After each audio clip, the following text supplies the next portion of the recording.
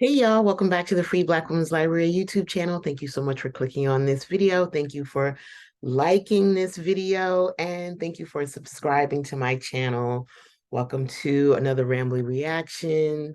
Today I'm talking about Harlem, a show that is currently streaming on Amazon Prime.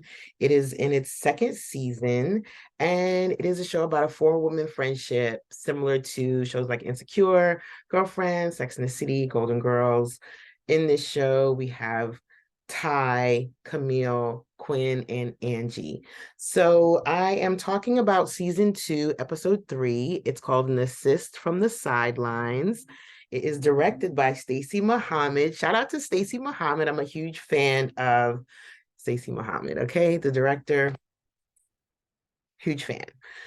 But yeah, I'm going to talk about the episode, not scene by scene, but by character, because I feel like the character development for me is the key plot and aspect of this story that I enjoy, in addition to the fashion and their apartments. They got some beautiful, beautiful apartments, beautiful art in their apartments, beautiful colors. Anyway, let's get into it. All right, so I'm going to talk about Camille first. And as y'all know, Camille is the adjunct professor at Columbia. And she has gotten back together with her ex, Ian. Ian was engaged to be married. Ian and Camille kissed the night before the wedding, and Ian's fiance saw the kiss. And of course, she broke up with him. And Camille and Ian decided that they were going to give their relationship another chance and come back together and be a couple. So in this episode, we get to see what happens when two people who were in love at one point separate and go off and date other people and then come back together to have that first moment of intimacy, because things are going to be different. And both Camille and, well, not so much Ian, but Camille is feeling a little nervous and insecure. She's an overthinker. That's her character.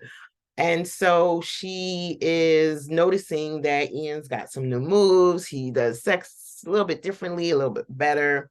And so she feels like she needs to kind of compete with all the women that he's had before. Now, this makes sense. This aspect of Camille's story makes sense to me. I can see why she might be a little bit nervous about that, but I also am an overthinker. So there's that. And she ends up talking to the girls about it, and they encourage her to get some edibles to help her relax, because Ty says to her something that makes perfect sense, is that this isn't a you and Ian problem. This is a you problem. You need to get out of your head, and the edibles will help you relax. Angie tells her, don't talk about it, just be about it, because talking about sex can ruin the sex. And there might be some validity to that as well, but I think it depends on how and when it's brought up and talked about. And Quinn is just our little sweet Care Bear. She's like, whatever happens, I'm sure you guys can work it out because you're in love. So Camille takes Ty's advice. She goes to the store, the weed dispensary, and she buys a whole bunch of edibles, cupcakes, drinks.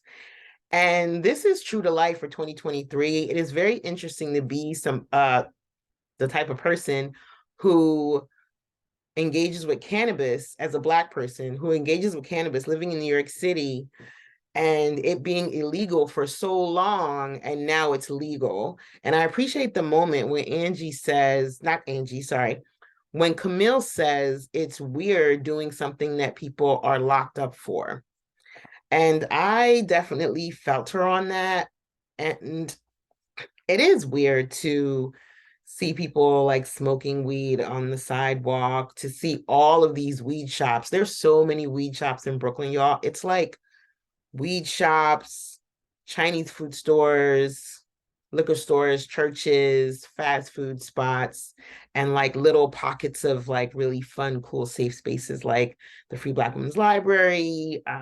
There's a couple of nice new bookstores. There's some vegan, Black-owned Caribbean restaurants. Shout out to Natural Blend. So yeah, it was a cool thing for them to talk about. It was just a quick little moment, and I like that they don't get heavy-handed with these little politicized moments. I like that they just come up in casual conversation because that's actually how it is in real life. You could just be talking about the bus and boom. So, anywho, so they do the edibles, they get really, really high, and that's the thing. Like edibles will have you smashed, okay? Just a little tiny piece of chocolate, and they were eating cupcakes, drinking soda. So they acted a fool, and these were some cute scenes. These were some cute moments. At one point, Ian looks in the mirror and says he kind of looks like Drake, and inside joke, outside joke. People have been saying that in memes a lot, like he's like the good, well, whatever. And they are watching TV, but it's like the schedule for the TV. It's not an actual show, but they're talking about how riveting it is. So I am always a fan of like edible weed humor because, hey, I am. So I like this, and I like seeing them be playful with each other. Like we've seen like this weird push and pull between them all last season and then the past two episodes. Now it seems like they're together and they have chemistry as far as I'm concerned. And it was cute to see them kind of having fun and being playful and stuff like that. Eventually, they do end up having sex. Somehow they land at Ian's place. We don't see them travel. And that was also really hilarious. We don't see them get there. We just see them there. They're having sex. They have a really great session. And then there's the doorbell rings and it's someone who is dropping off papers. Ian's being sued by Mira's family for the wedding. And considering, I think there was like a budget of 63K that was thrown around at one point in last season about the wedding, considering I I don't blame them. We'll see how that goes. But so now we have that moment. And yeah, so that's Camille's story. That's Camille and Ian's story. Hopefully Camille's story doesn't become the Camille and Ian story, and we get to see stuff with her working more, being a professor and all that good stuff. So, because I like a full-blown character who's not just about her relationship. Okay, okay. Moving on to Angie. So I like this episode because we got to see a different side of Angie. We got to see Angie with her family. Turns out she has 6 brothers, which Ty referred to as half brothers. So I'm very curious to know what's up with that. And we also get to see that Angie is trying her best. She's going on auditions. We see her going on this embarrassing audition about Dip the musical. It's just like cringe. She didn't get it. She auditioned for Erykah Badu, the musical. I don't know, her tour to be a background dancer. I'm not background singer. I'm not sure. She didn't get that either. So she is talking to her brother, who's played by Little Rel, about how she's just been getting so many no's lately. And he gives her a little pep talk. And she also gets a pep talk from her mom, who's played by Cherie Shepherd. And so we got some cute little cameos in this episode. I'm getting to talk about that also when I get to Quinn, but I appreciated seeing Angie in a different context outside of being like this like sexual being. And I also appreciated uh this one quick moment where we see this little boy like giving her like a little kid. He's working with a kitchen set and he gives her like a frying pan and like some juice. I thought that was so cute. She drinks it and everything. I love playing make believe with kids. It's because they just come up with some funny little stories, right? So I did think it was odd that Angie's from Staten Island, though. I'm not gonna lie, because I would have pegged her as being from Queens. And those who are from New York City will know what I mean when I said that. I would have never pegged Staten Island. But yeah, Angie's from Staten Island. So she gets a pep talk, and it looks like she feels really rejuvenated and really refreshed and really kind of wholesome and loved in her spirit when she's leaving. There's a beautiful moment between her and her mom where she's like, never forget, you are enough. Don't let all of these no's make you feel like you're not worthy of good things, et cetera, et cetera. So really sweet, wholesome. So that's Angie's story. So Angie's doing better thanks to that family love, and that's true to life. Support is needed. I often wonder how much a percentage of success is contingent on the support that we receive from family and friends and community. And when I say support, I don't mean financial. I mean those type of encouraging moments of people just kind of giving you those pep talks like, come on, you can do it. You can do it. What do y'all think of my hair? I got it cut and I also got it pressed for the first time in like 12 years. I don't know. I kind of like it, but then the texture. Anywho, getting to Ty. Ty, for some reason, tries to return the plant that she destroyed. I don't know. That was weird.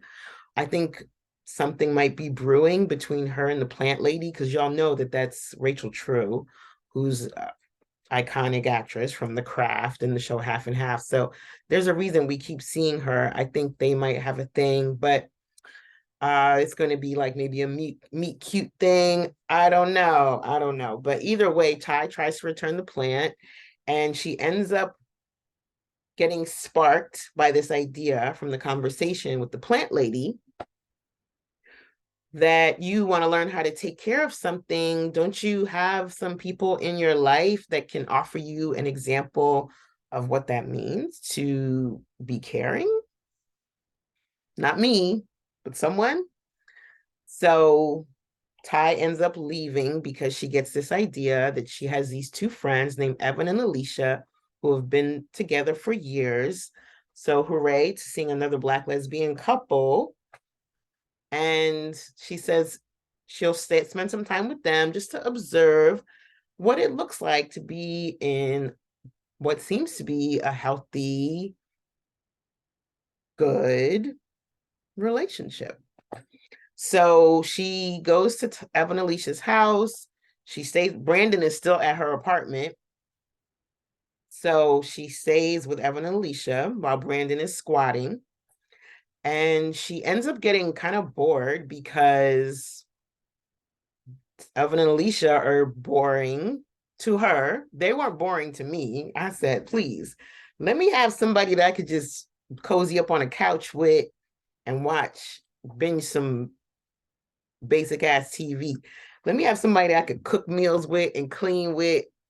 We love to see it. And Ty ends up feeling bored, but then at the end of the day, it seems like she gets the idea because she leaves them a really cute note saying that they're the perfect teachers. And the thing is, relationships, I guess, aren't that complicated, aren't that involved. Once you find your person, it's just about being who you are with your person. That's the lesson I think Evan and Alicia were showing us, is because from the outside, it might have looked like, where's the va-va-voom? Where's the passion? But no, it's not that. It's not us jumping each other's bones every 5 seconds or being dramatic and getting into these like heated like moments. It's just, okay, let's make this soup. Let's eat this soup. So Ty ends up leaving and she puts Brandon in a hotel, or she gets a hotel room. Either way, I'm really disturbed at the fact that Ty does not get to live in her own home because of her husband, who she does not want to be married to. I'm really bothered by that. And I hope that they sort this shit out. And I hope that Ty doesn't have to end up giving him too much money, because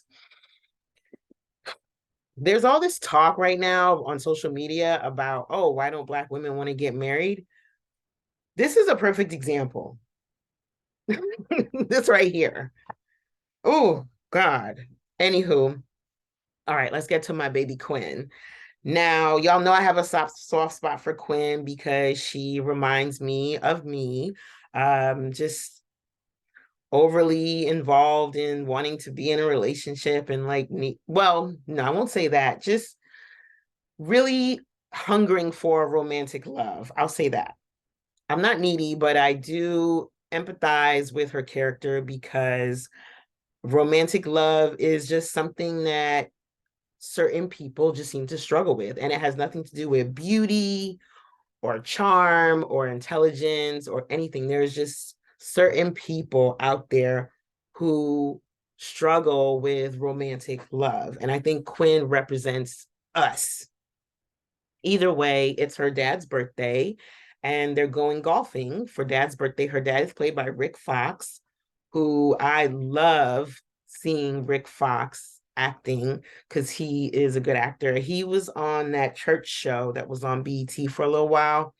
He played the love interest on that church show, the one with Lynn Whitfield. What was the name of that show? Either way, and he's done some other things. Like I think he's done Law and Order, but I just love that he found a second career for himself outside of playing basketball. And it seems like he can pick and choose what he wants to do. Anyway, that was this is why I call these rambly reactions because sometimes I do go off on tangents. Shout out to my ADHD.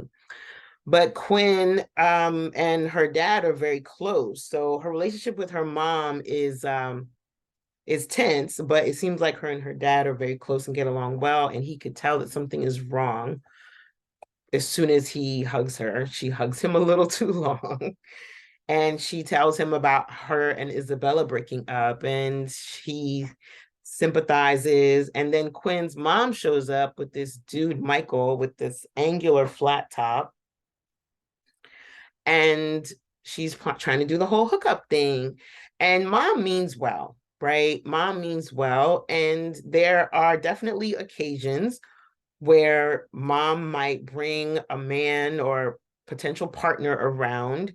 And it's kind of like, oh, maybe you and I could be something, right? And Quinn and Michael, who's the man that mom brings along, they do have a cute exchange and a cute moment. It's not flirty, but you can tell that maybe they could be friends. So Quinn tells him that she just broke up with two people, which is the stripper and Isabella. So she's really not in a good place emotionally, but her mom doesn't know that. She says, "My mom is as subtle as a sledgehammer." I thought that was a really good line. And Michael feels bad and he's like, "Oh, should I leave?" And she says, "No, it's fine." So they do end up spending the day together, talking and everything. So yeah, there's not much that happens with Quinn outside of, oh, actually, she comes out to her mom. She tells her mom that her and Isabella were dating and they broke up. So she's bi or pan, she's not sure. And mom says pan like pan pizza, another funny line. And Quinn just kind of looks at her and she's like, they have this back and forth because Quinn's mom says, if you had told me that you were dating Isabella and that y'all broke up, I wouldn't have brought Michael here. Fairly good point that mom makes, and Quinn agrees. So they kind of make up. The dad comes around, please hug. I want y'all to get along. It's my birthday. Boom. So that's where things land with Quinn. And that was pretty much the episode, Assist from the Sidelines. A really cute episode. Really, I think my favorite storyline this episode was probably, I'll say Angie's, I guess, even though that audition was like, oh my God, when she got jumped up on that table, I was like, Angie, no. But I think her storyline was probably my favorite for this episode because it was really nice to see her in a whole different environment with family, even though she had those kids cussing. I was like, Angie, no. But it was yeah, it was fun to see Yvette no not, it was fun to see Sherry Shepherd. It was fun to see Lil Rel and Rick Fox, et cetera, et cetera. All right, so I'll come back with another video about episode 4 in a minute. Leave a comment and let me know what you're thinking of the show so far. Bye, guys.